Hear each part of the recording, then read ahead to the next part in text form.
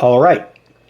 For those of you who saw the earlier video where I hacked up my king crab leg, which was, enormous, into pieces, you saw a nice sized bag of almost a pound of king crab in that, and there's no way that I can eat that much king crab, especially along with a steak.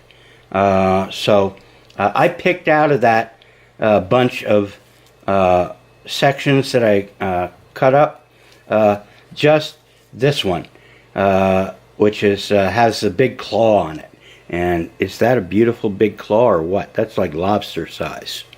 Really good. And claw meat, whether it's lobster or crab, is my favorite part of it. On lobsters, a lot of people prefer lobster tail, and that's good stuff too, but I prefer the lobster claws, especially the crusher claw. There are two types of claws on a lobster. One is a crusher, it's thicker and heavier, and the other one is a pincher, and it's longer and skinnier. And most lobsters, I think, are right-handed. In other words, the right side claw is the crusher. I don't know why that is, or even if that's true, but I remember that somewhere, reading that somewhere. At any rate, I could just steam this, and then I could, crack it and, cut it open in various ways at my dinner table, myself, if I was the consumer of the item. But in this case, I'm going to cook it Tappan style, and it needs to be cut up before it gets cooked. Well, it's actually already pre-cooked. They do that with crab because it's got so many parasites and so forth in it, so it gets parboiled and then frozen. To get fresh crab, you got to be right on the dock. That's about the only way you'll get it. Even restaurants don't carry fresh crab.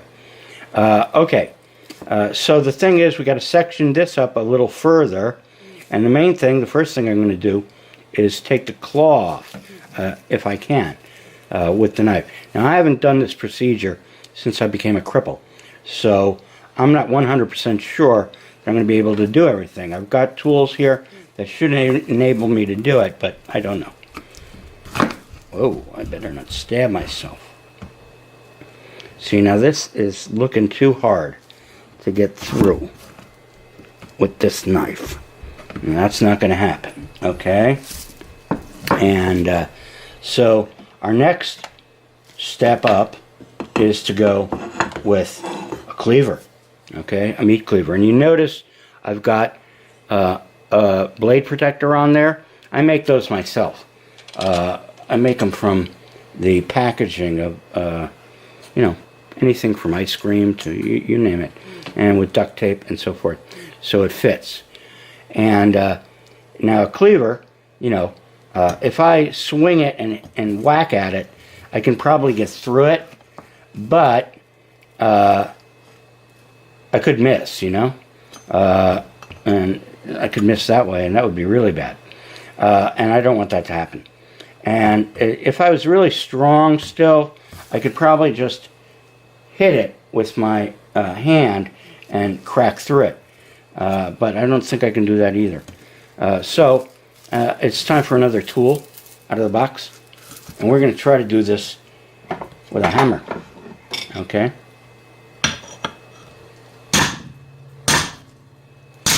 Yep, that's going to go.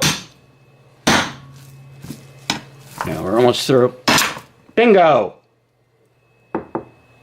Isn't that amazing? What tools will do? That is the thing that makes Homo sapiens Homo saps, right? Okay. So we got the claw off, and now we've got these sections to do, and I think I'll probably do them off camera, because I don't want to get repetitive. And you notice what I've got here. I've got some plastic sheet down over the cutting board, and that's just to keep the fish juices from going on to the cutting board, because you want as little of that as possible. You know, it soaks into the wood and you get bacteria, and you know, I mean, if you keep it clean, you know, you take it and wash it right away, it's okay. But either put plastic on if you're doing this type of thing, or else use plastic cutting boards. I've got one of those too. All right, now the thing you see here is that the you know, it's fat here, and then this hole where you get the meat out, it's kind of small, okay? And plus, I want to make a little better presentation, so I want to cut this guy, you know, maybe right about there, okay? So I'll have one half of the claw, and then the other half, and I can kind of just stand them up, and you know, it'll look like a claw, right? Now, the other thing you'll notice when I did this procedure of cutting through with the meat cleaver is that it kind of made a wrecked shell, and it wouldn't be straight and it wouldn't stand up, right? If I did that. So, I said I wouldn't do this sort of thing, but I'm going to, because I know if I try to do the hammer trick with the cleaver that I'm going to ruin this shell. So I'm going to break out the heavy equipment, okay? And let me go get it.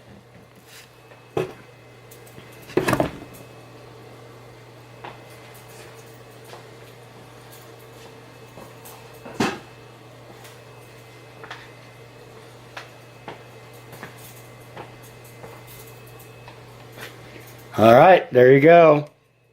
Heavy equipment.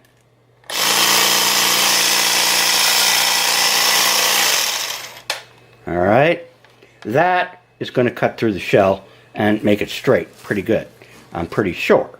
So let's find out, right?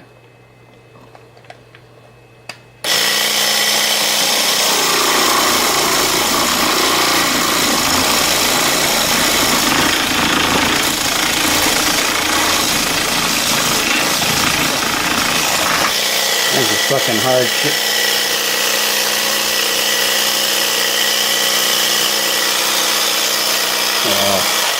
There we go. That is a damn hard shell. But we did get through. And so let's go a little bit further down.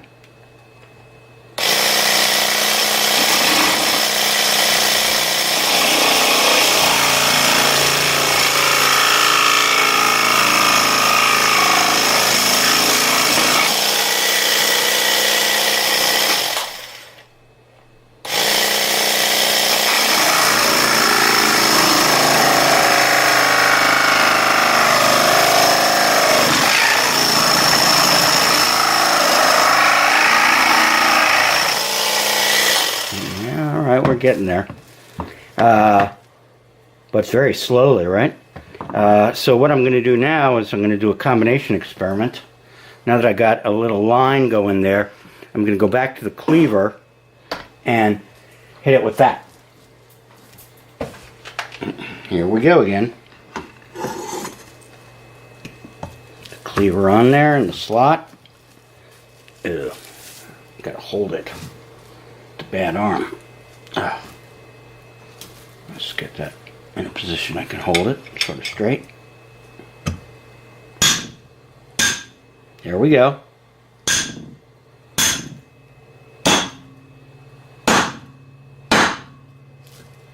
Bingo!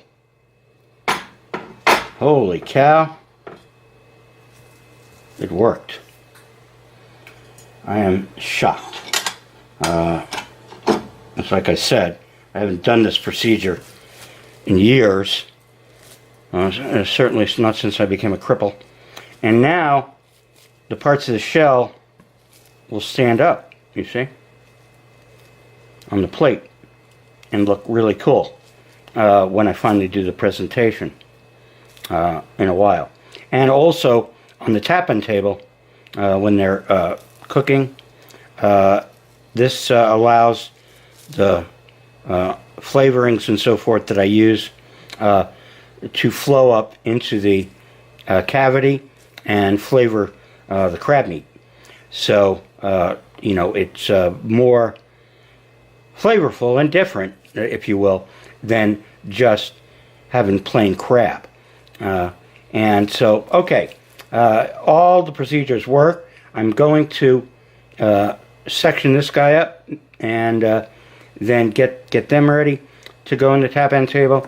And then in the next episode of the crab part of this, we'll be cooking this, actually cooking it before the meal. So, here from the cooking zone, that's all the Doom. This time, until next time, here on the Doomstead Diner. Later.